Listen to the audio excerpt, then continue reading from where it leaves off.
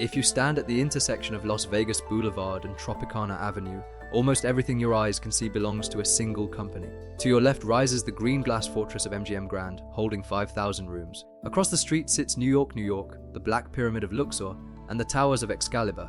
Walk north and you hit Park MGM, the Twin Towers of Aria, the Cosmopolitan, and the 8-acre lake of Bellagio. 10 megaresorts, more than 37,000 hotel rooms, over 800 table games. On paper, MGM Resorts International is the undisputed ruler of the Las Vegas Strip, pulling in over $16 billion in annual revenue. But here is the secret Wall Street knows that almost no tourist has ever heard. MGM does not own the Bellagio.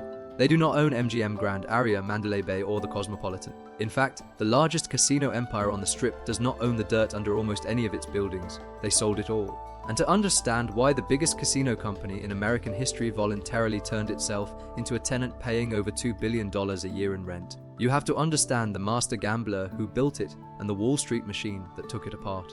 Modern Las Vegas was not built by corporations. It was built by an Armenian-American 8th grade dropout named Kirk Kerkorian. Kerkorian was an aviator, a movie studio boss, and the most daring speculator in Nevada history. In 1969, he opened the International Hotel, the largest hotel in the world at the time. 4 years later, he built the original MGM Grand, breaking his own world record. And in December 1993, he did it a third time, spending $1 billion to open the current MGM Grand on the south end of the Strip, complete with 5,005 rooms and what would become a 45-foot bronze lion weighing 50 tons. One man, 3 world records. Kerkorian understood something fundamental about human psychology: scale creates gravity. If your casino is larger and more spectacular than everything around it, tourists will treat it like a landmark rather than a gambling hall. For 20 years, Kerkorian followed a simple strategy: buy the best land on the Strip, borrow massive sums of capital, build the biggest property on earth, and own every single brick outright. The real estate was the foundation. The casino was simply the cash engine sitting on top of it. By the turn of the century, owning single casinos was no longer enough. Kerkorian wanted the entire Strip. In 2000, MGM executed a hostile $6.4 billion acquisition of Mirage Resorts, snatching Steve Wynn's crown jewels, the Mirage Treasure Island, and the magnificent Bellagio. In 2005, Kerkorian struck again, swallowing Mandalay Resort Group for $7.9 billion. In the span of 60 months, a single company had consolidated control over half of the entire Las Vegas Strip.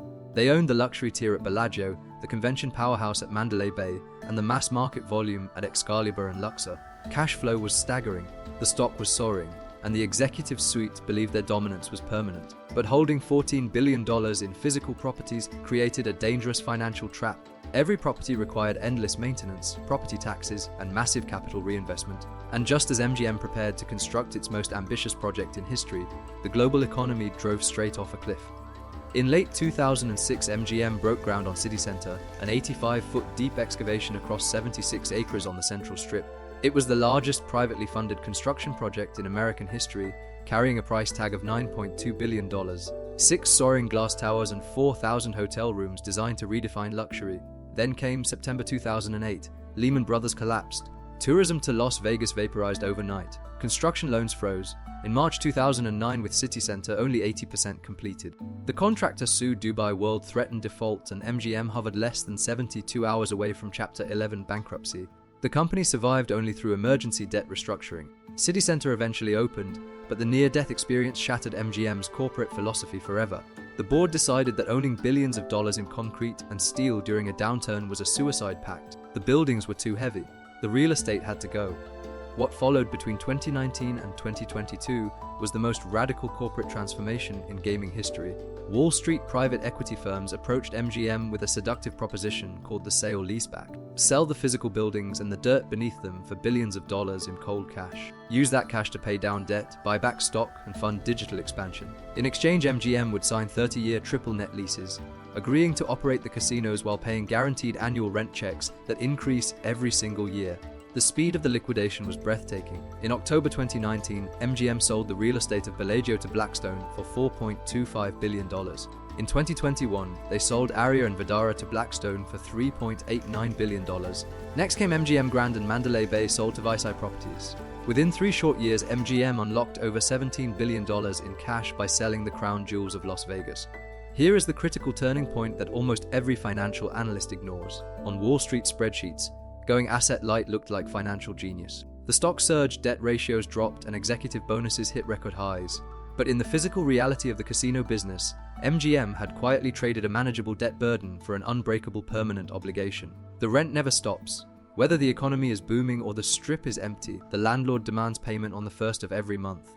To understand the true power structure of Las Vegas today, you have to look at the landlords holding the leases.